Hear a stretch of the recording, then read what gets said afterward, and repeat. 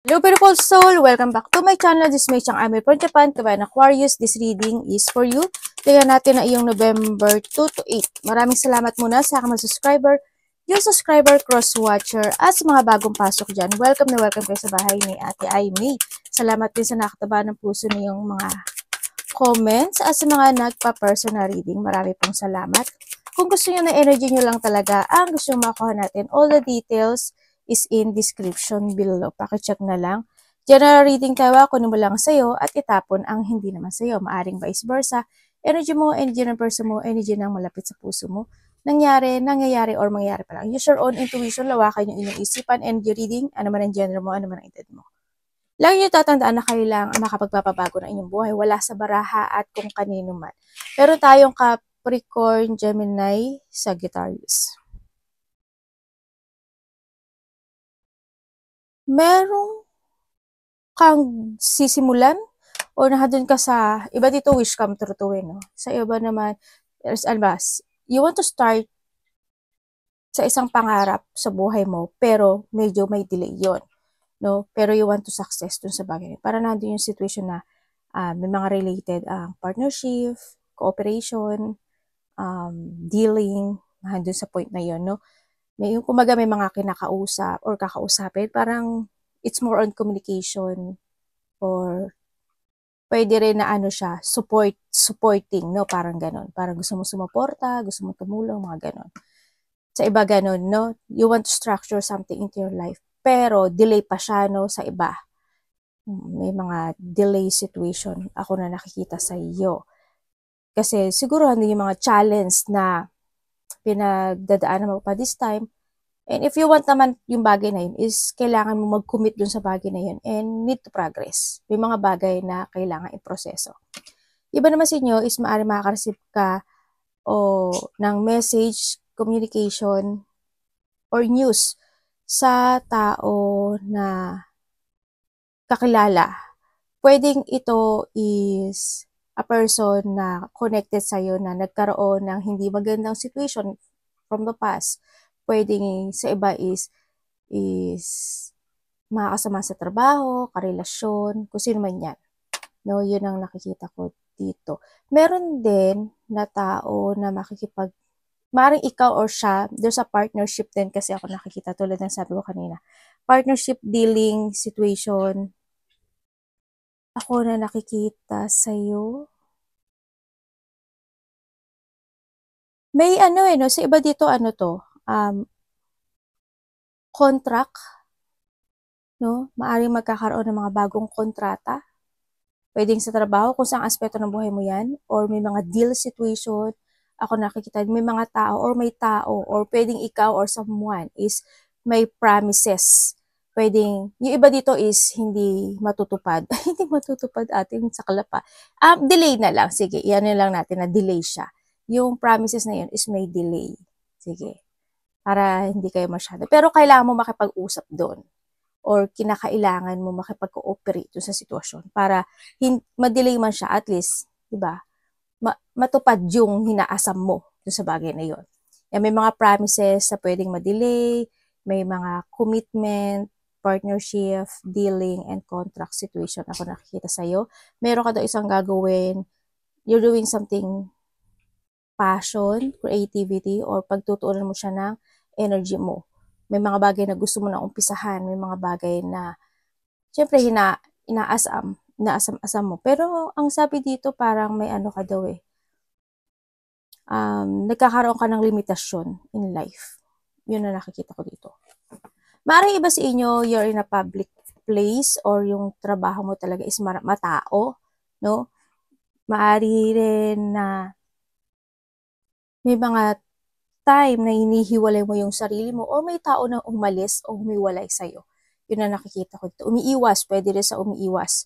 Diba so you are in networking or in a public figure, pwedeng ganun. YouTuber, TikTok, Reels, Facebook, artist, government. May sinasabi na papers and documents, baka may mga bagay na kailangan nyo i-process, no? Meron din sinasabing government May iba dito siguro official building or related siya sa mga lupa, bahay, maaring ganon sa iba. sa inyo. Baka yung may mga kontrata or dealing or pakikipag-usap related dun sa mga bagay na yun, ano. And nahandin yung may tao na mataas ang ego.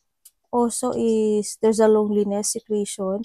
May authority, ako nakita, siguro haharap ka sa matataas na tao or may kakaharapin ka na mataas na tao. Yun ang nakikita ko dito. Or maybe handin yung kakausapin. May mga kakausapin ka, no? Sa iba sa inyo. Iba dito is may mga pupuntahan daw kayo na siguro mataong lugar. Ganyan. There's a group. Ako nakikita dito sa iba sa inyo. There's an audience sa iba. Hindi naman kayo pare-pareho niyan. Iba dito is maaring mas marami pang makakakilala sa'yo or maraming kilala ka. Pwedeng kilala ka sa baryo mo, kilala ka sa place mo, kilala ka sa trabaho mo, pwedeng ganun. Tingnan natin energy mo.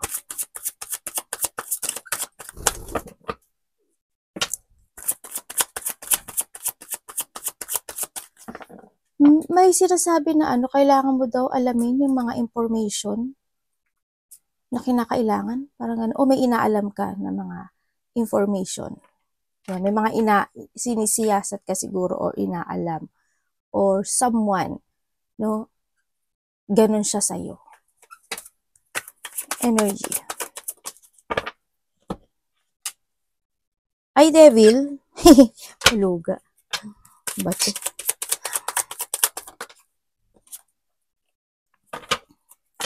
Energy mo.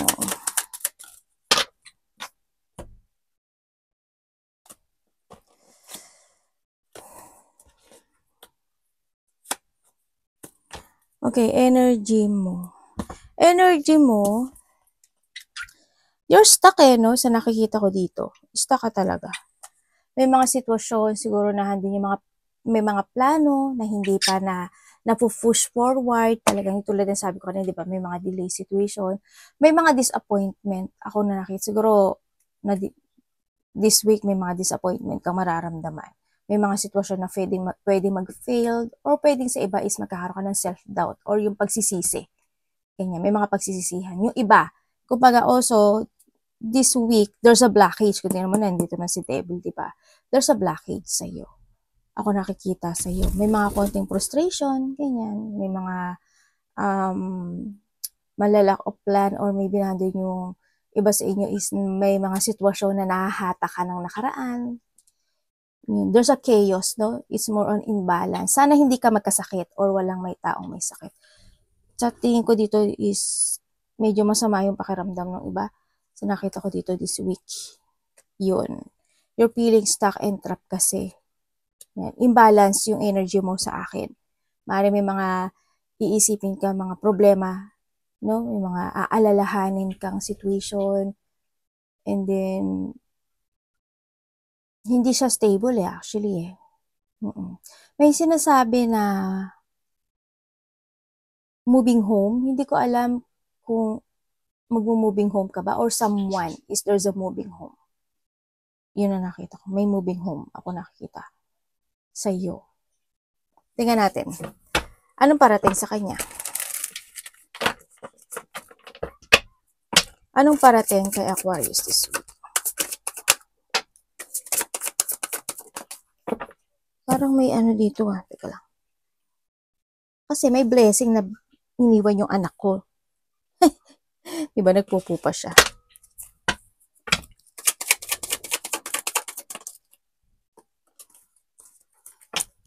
Parating po.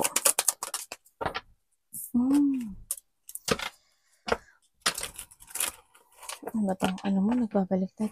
Okay, parating sa iyo. May mga pangako talaga hindi matutupad. Yan. Ang parating sa iyo, makakaramdam ka, hindi stable kasi ito no?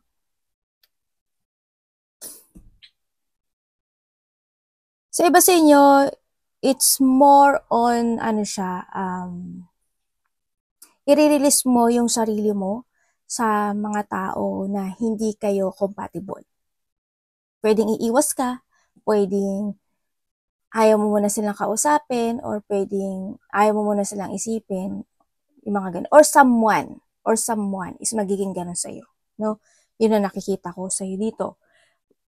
Parating sa'yo, yes, magkakaroon ng mga, yung iba kasi, there's a burden.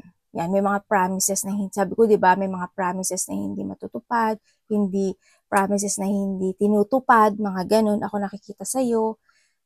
May mga delay, they're being stuck, ako nakikita, may mga conflict, malaki man o maliit, ang nakikita ko sa'yo dito. Kung tutuusin, may mga nag-aaway nga or hindi pagkakasunduan sa loob ng trabaho, sa family, ganyan. May mga pinag-uusapan related to mana, pera, yun na nakikita ko sa'yo dito. No? And also, kasi andito rin siya, maaring ito sa iba is vice versa. Either ikaw ang makaka-receive ng gift or tulong, or may tao na lalapit sa iyo para humingi siya ng tulong. Or ikaw ang bibigyan ng gift sa kanya. Vice versa tayo. Yun na nakita ko dito. Also parating, may mga, hindi pa, actually may paghihiwalay nga no? Parang lumabas din siya dito May paghihiwalay, may mga magiging taong makasarili at sakim. There's a toxicity situation ako na nakikita sa'yo. May mga hindi pagkakasundo o kawalan ng pagkakaisa, may mga magkakaroon mga puot or galit ako na nakikita dito. And also, sa nakikita ko, may tao na mahihingin sa'yo. Yun ang sabi dito. Marami siyang gustong sabihin, hilingin, or inaaasamin. Pwede hindi siya relate. Pwede sa iba dito, siguro understanding. Siguro inaano niya lang na gusto niyang ayunan mo siya sa gusto niyang mangyari, sa sinasabi niya. Ganon. Sa iba ganon hindi siya related sa pera. Kung baga kung ano yung sinasabi niya, umayon ka sa kanya.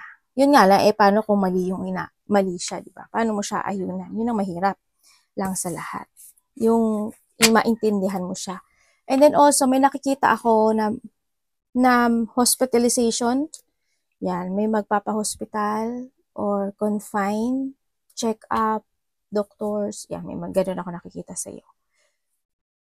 May taong lumayo, or lalayo, or hindi yung pagbitaw o aalis. May sinasabi dito na you're sacrificing pointless. Hindi ko alam in what way. Meron ka daw na ganong sitwasyon nang walang kabuluhan. Tingnan natin ang dapat mong iwasan. Anong dapat na iwasan? Mag-focus ka sa sarili mo. Start a new beginning in life. It's time to reset yourself. And then, tingnan natin yung dapat mong beginning.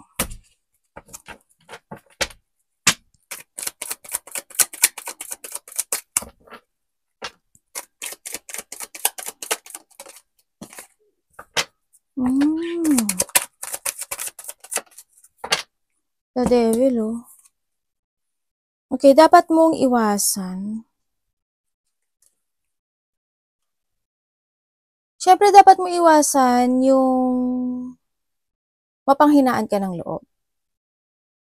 Iwasan mo yung hindi ka mag-escape o umalis sa isang sitwasyon sa buhay mo na it's not working to you anymore. You need to getting away with something. No? Kailangan mo na rin na magdesisyon to focus, or you need to use your wisdom to clarity kung ano yung mga bagay o ano yung mga pagpapasya na gagawin mo this time sa sinasabi dito, kung ano yung mga bagay na kailangan mo i-release, ano yung mga bagay na kailangan mong gawin na ganyan. Sa nakikita ko sa'yo dito, syempre yung mga bagay na you need to avoid na rin, kasi lumabas na rin yung two devils sa'yo. You need to avoid yung mga toxicity person o may mga toxic energy na tao. Kailangan na rin yun. Iwasan mo na tumutok pa, ano matawag dito? Tumutok pa, or hindi ko naman sinasabi na isnabin or siguro forgiveness, and then wag nang magpaabuso. Ganyan, wag na magpaabuso sa mga tao na niloko ka o dinaya ka o mga nangako na hindi natupad, mga ganyan. Yun. Tama na yung mga maling naganap in the past. Tama na yung naging mali ang lahat or nagpakatanga ka in the past o mga ganun. Yung mga maling nangyari. No, kailangan mo na rin ngayon is mag-focus ka sa mga bagay na dapat pukusan, na worth it. Yun ang sabi dito. Siyempre, ano mo rin, restore mo rin yung control mo, tsaka release your limiting belief, and reclaim mo yung power mo this time. No? Huwag ka na magpapaabuso, huwag ka na magpapakontrol, huwag ka na magpapaloko, ganyan. You need to cutting the cord, yung mga tao na yon or yung sitwasyon na yon sa buhay mo. Tingnan natin ang love. Love is sa lahat, kapatid, anak, magulang, karelasyon, kaibigan, pamilya. Kamusta ang love ni Aquarius this week?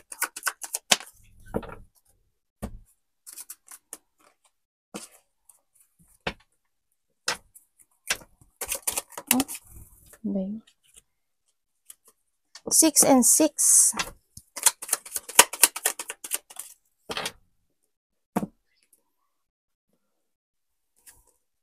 Okay. Ay, panalo oh. Ay, hindi pala. Ito pala ang 6 and 6, 5. Ito pala 6 oh.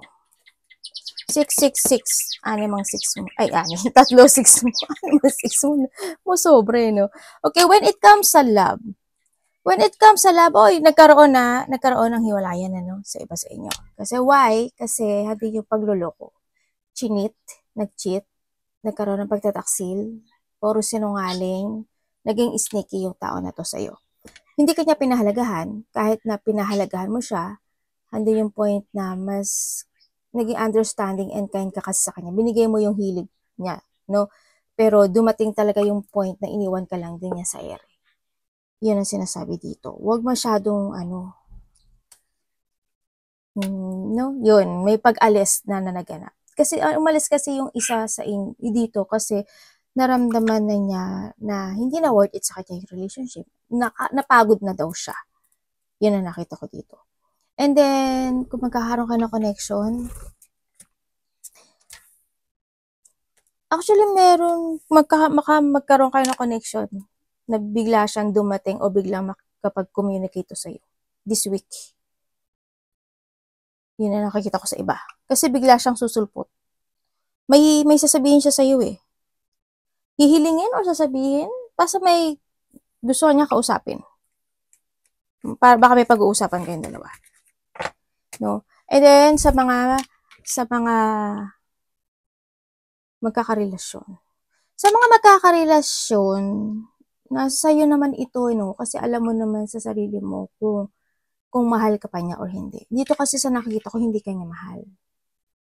Or ikaw ang hindi nagmamahal sa kanya. Vice versa tayo, ha? Yun ang nakikita ko dito. Oo, may mga points. Siguro may mga time talaga na may mga broken promises na hindi talaga natutupad.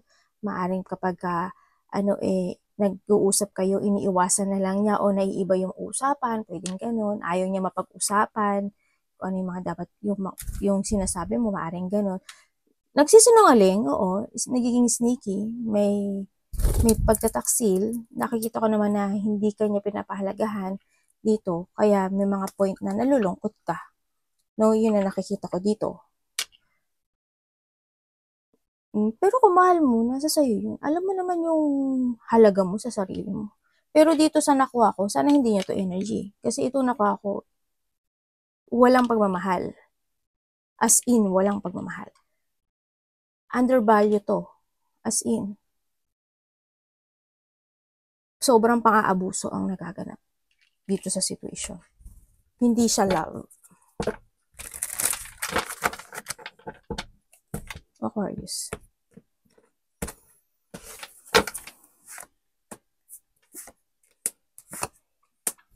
Ay, pangit. May third party.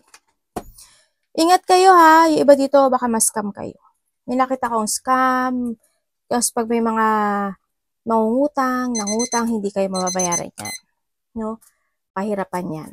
And then also, may mga tao na, yung, tulad sabi ko kanina, abusuduhin ka. Tsaka mag-ingat ka sa paggamit ng credit card, no? Yan, ingat ka lang. Yung mga GCash, credit card, basta related sa money.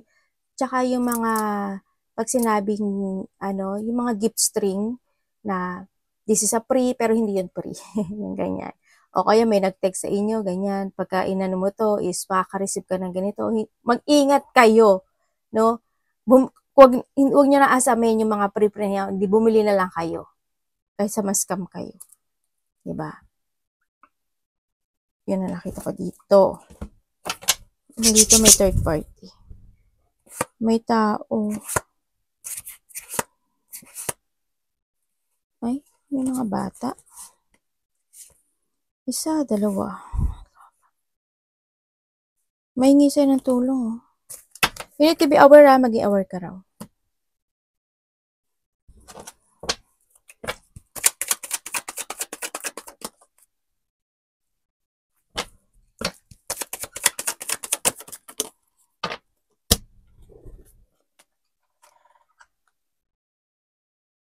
Dito sa sitwasyon mo, may mga inaalala ka, no? Siyempre, inaalala mo, lalo na pagdating sa pera. O pera, business, o yung stability mo. Yun na nakikita ko sa'yo dito. Iba sa inyo is nahahatak pa rin kayo ng nakaraan, napofocus kayo sa nakaraan, may mga deep unhappiness, maaring iba sa inyo is nandun yung pag-aalala, anxiety, depressions. There's a burden situation ako na nakikita sa'yo. Kumbaga na, doon ka na lang nga sa point na pinagdadasal at inaano mo na lang sa taas din itong sitwasyon na to, no? Pero mag-ingat ka pa rin, ano? Kasi may mga tao dito na hindi ka nila pinapahalagahan. Pinapahalagahan mo sila, pero hindi ko nakikita yung pagpapahalaga kasi, no? Meron ako nakikita na corruption, taong makasarili, sakim, tulad ng sabi ko kanina, tao na walang pakialam, manggagamit, dishonest, ano ba to? Pero bakit ganun ang nakikita ko sa kanya? Parang nagbabait-baitan kasi itong tao na to, eh. Hindi ko alam why, eh. Pero mag-ingat kayo. Mag-trust ka sa intuition mo. Ha? Mag-ingat ka na lang. May unfaithful na tao. Someone want to commit also na tao na ganun. Kasi sabi ko, di ba, may mga commitment ako nakikita kanina. Yan, baka may naano kayo na nagbabait-baitan, eh, tandaan mo, dalawa yung devil na lumabas sa'yo. Mag-ingat ka pa rin.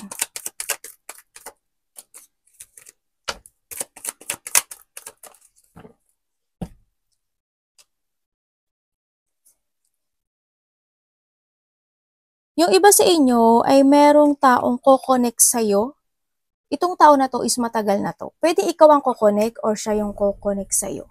Matagal na tong kakilala mo, pero magkakaroon kayo ng connection nito. May tao. Ano, masama ba siya? Hindi ko nakikitang masama siya, eh. Kasi ang nakikita ko dito, okay naman pag nag-uusap kayo. Kilala mo na siya. Baka magkakaroon kayo ng halimbawa mga weeks mo na, months mo na siyang hindi nakikita, weeks or ilang year na yan, ganyan. Baka kausapin ka niya, kumonek siya sa'yo or ikaw kukonek sa kanya. Or kaya naman may mga collaboration kayo na pag-uusapan. Baka ayain ka niya o ayain mo siya mag-chill-chill sa labas o sa bahay niyo. May mga ganun. May mga may pupuntahan kayo mga gathering, ganyan. Pwede siyang sa friend. Pero kilala mo siya. Ako nakita, kilala mo siya. Sa nakikita ko dito. Kakaroon daw kayo ng koneksyong muli ng tao na ito. Kung ano yung niya, lahat kasi na element na handito, kaya hindi ko siya masabi. Lahat ng element na handito sa card.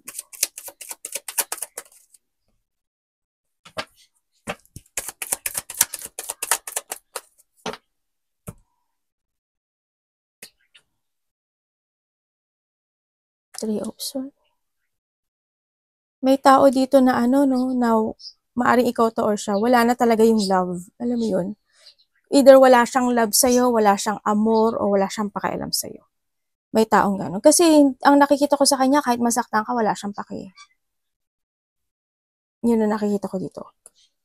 May tao na hindi na talaga totally interesado. Pwede hindi ka na interesado sa kanya or hindi na talaga siya interesado sa iyo. Yun ang nakikita ko dito, ha? Sa iba sa inyo is may mga unexpected ako nakikita sa iyo. Ay, may tao. May travel ka? May nakita kong travel eh. May magtatapos sa buhay mo. There's a ending of a cycle situation. May transformation o pagbabago magaganap. May getting together. Either uuwi with your family, reunion, close relationship, kaibig. Basta meron siyang getting together. Meron, sa iba dito ano to, pag travel, ganyan. Either uuwi ka ng probinsya, may pupunta kang kaibigan, o Pilipinas, uwi ka, ganyan. Or vice versa, may galing probinsya, galing ibang baryo, galing ibang bansa, pupunta sa'yo, pwedeng gano'n. Sa iba sa inyo. May mga surprise parties, event situation, pero ang nakikita ko sa'yo, may positive and negative kasi. Unexpected, a blow of emotion. Iba dito, hiwalayan to eh. Iba dito, hindi pagkakasundo. Heartache, loneliness.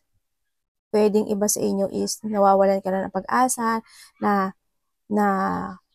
makamit yung ninanais mo, pwedeng ganun. May mga disappointment ako nakikita dito, maaring magkakaroon ka ng disappointment sa isang tao, no?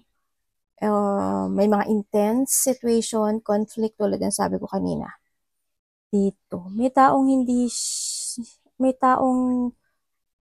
bahala na, sabi niya, gano'n. Tapos, may tao na, parang walang pake. Hindi siya very supportive sa iyo eh. Yun ang nakikita ko dito. Pwedeng itong tao na to is mas bata to sa iyo.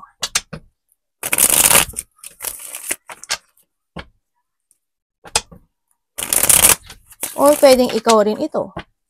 Diba? Yung nagsasabi na bahala na. Yung parang halimbawa kung kakausapin ko ba siya or hindi, bahala na. Hindi, pag kinausap ako. Pag hindi. Parang ganun. Yung mga ganun situation. Diba dito na you feeling bored? Yan. Yung mga mayroong tao. Actually, may tao talaga na hindi siya interesado to talk to you. Or ikaw ito.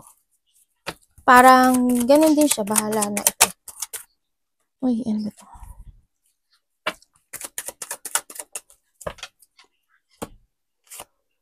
Someone spying, you spying or someone spying.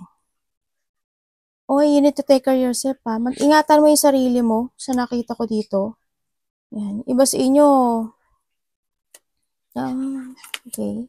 May makipag-communicate sa'yo.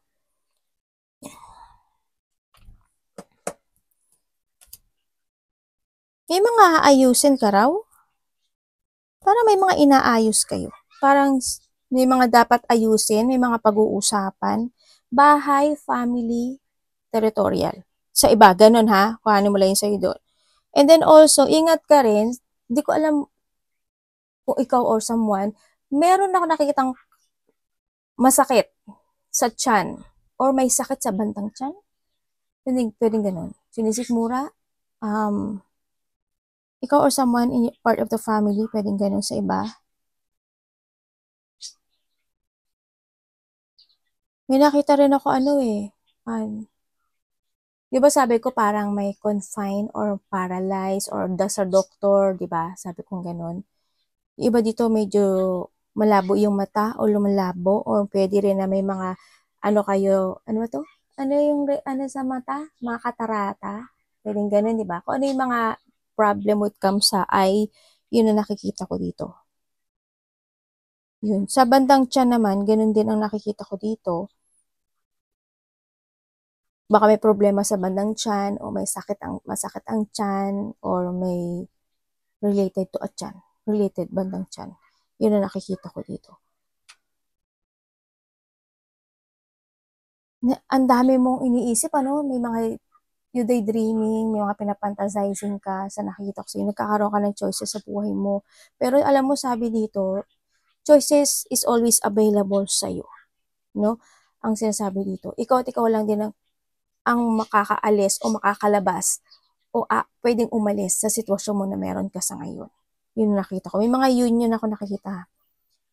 Yun. May pag-aaralan ka ba? Parang may nakita kong mag-aaral o may pag-aaralan, aalamin sa atin. May gusto kang masterin or want to develop something. Yun na nakikita ko sa'yo dito. May makikipag-communicate sa'yo, pwedeng anak mo ito or mas nakababata sa'yo. Pwedeng kapatid, kaya mas bata sa'yo. Yan, may communication ako nakikita. Dito. May sinisiyasat ka raw.